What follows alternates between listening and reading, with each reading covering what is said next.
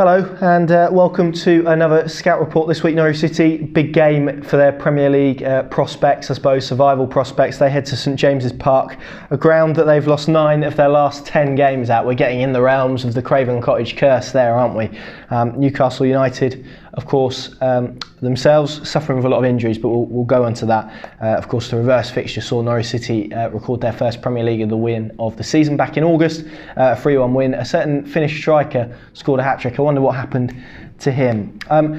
This is Newcastle's 11 then. This was from their last game against Everton, 2-2 draw. So Dubravka in goal. They had Clark, Lascelles, Fernandez as their back three. They, again, very similar to how they were under Rafa Benitez last season, currently under Steve Bruce, of course. Very structured, very good on the counter-attack.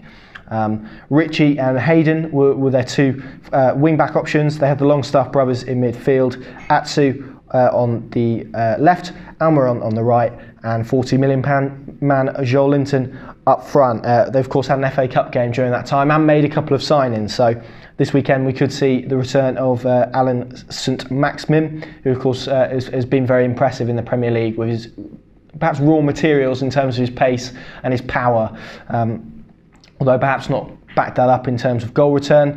New signings, Nabil Bentaleb as well. He could make his Premier League debut, of course, signed on loan from Schalke. He played in their FA Cup game. And Valentin Lazario as well, who joined from Inter Milan on loan. This Newcastle team's interesting because there is a lot of reliance on their defenders for goals, and set pieces are evidently going to be pretty crucial in terms of their threat and how well Norwich City can prevent Clark, Lascelles, Fernandez, Lejeune if he comes back, in terms of how solid they can be from there. In terms of their top goal scorers, John Joe Shelvey actually leads the way with 5, and then they've got Clark, Cher, Fernandez and Willems all on 12 goals from defenders this season. So it goes to show quite some. I think Lejeune scored both the goals against Everton, didn't he? One of which was an audacious overhead kick for a centre-back. I'll just run through their injury list at the moment because it's quite incredible. John Joe Shelvey is out with a hamstring injury. Of course, this is subject to change. We're recording this on Wednesday. Steve Bruce's press conference is on Friday.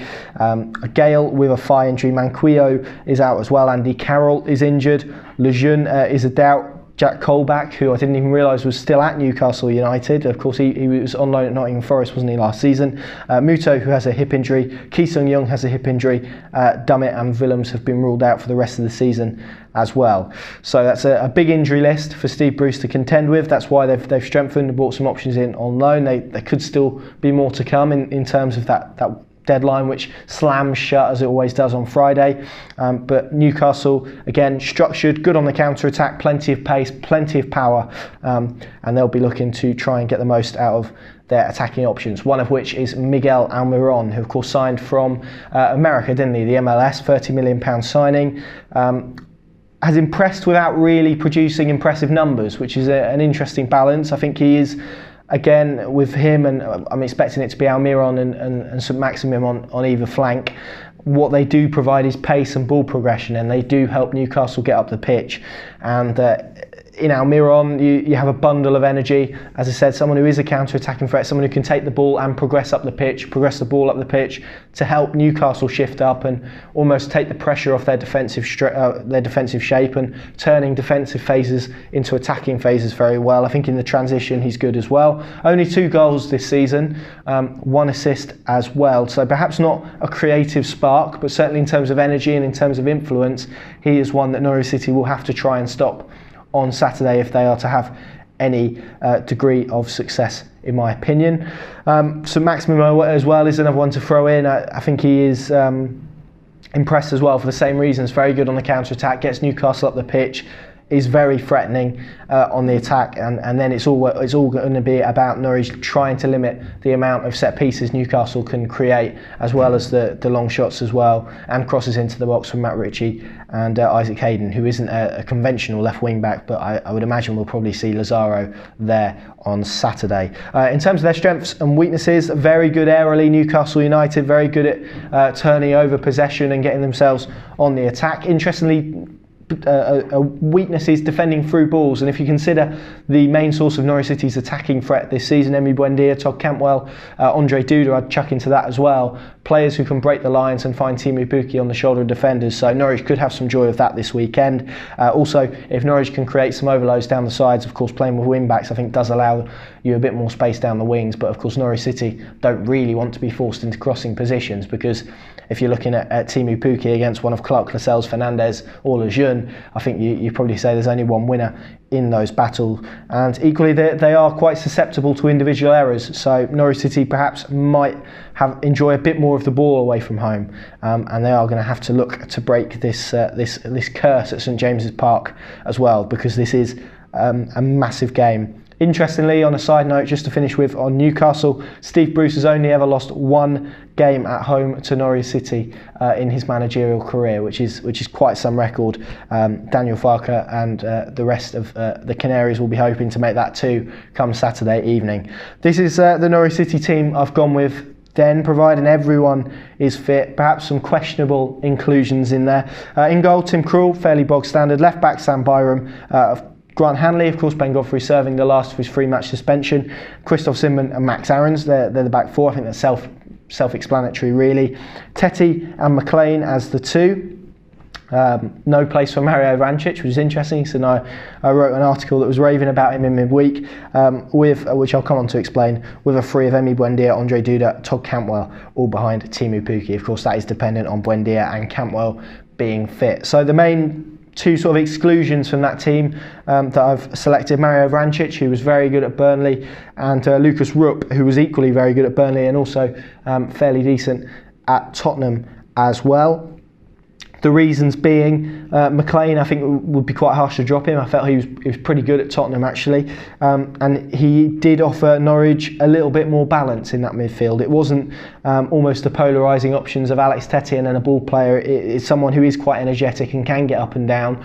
I think what you can guarantee of Kenny McLean is usually a fairly consistent level of performance. Very rarely does he drop below sort of a 6 or 7 out of 10. So that's why he's retained his place. Mario Vrancic knocking very much on that door, though. I wouldn't be surprised to see the Bosnian included, particularly if this game is going to be all about how Norwich use the ball and whether they can unlock Newcastle's defensive structure.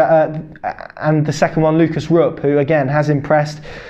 I just think it's difficult if they're both fit to look beyond Emi Buendia and Todd Cantwell for selection at the moment. Buendia's metrics are simply sublime for a player at the bottom of a player playing for the team at the bottom of the division, and Todd Cantwell as well I think is a goal threat, perhaps a bit more off the cuff than Buendia, but certainly a player that I think his productivity it could be useful to take some of the strain off Teemu Pukki. It would be nice as well to see Norwich register a goal from a free kick this year. I think they're the only team that haven't done that. But of course the last two trips to St James's Park have been fairly traumatic. September 2016, Norwich went there, lost 4-3 after being 3-1 up. I think it was 3-2 going to stoppage time, wasn't it? I was actually playing football that night. From the time I was on the pitch or leaving the pitch to coming out of the changing room, Norwich had conceded 2 goals in the space of about 3 minutes, so that wasn't particularly enjoyable. And then that famous one in October 2015 when Norwich lost 6-2. Of course, you may remember that Alex Tettey substitution swinging the game in Newcastle's favour. Big game for Norwich City this weekend. There's no hiding it. They need to kickstart a little bit of a run, a little bit of momentum, considering their next 4 fixtures are Liverpool, Wolves as well, Sheffield United and Leicester, probably not in that order. Of course, they've got the winter break in there as well. Going to be interesting. If they are to achieve a small miracle, they need to pick up 3 points. They're in a position now where a point at St James's Park isn't particularly a good result for them if they are to make ground on those teams around them. Going to be really fascinating to see how they approach it. I think it could be a game, again, that comes down to how well they can retain possession. But we shall see. There's certainly an opportunity for 3 points and an opportunity for Norwich to complete their first ever league double over Newcastle United. So let's hope they can do that. Thank you very much for watching. If you're watching on the Pinkin YouTube channel, make sure you subscribe and leave a like as well. Plenty more content coming your way ahead of Newcastle over at pinkin.com. We'll be at Daniel Farke's press conference, as well as having the transfer deadline day blog on Friday as well, which hopefully will whet your appetite ahead of a long trip to St James's Park. Thank you very much for watching, and we'll see you soon.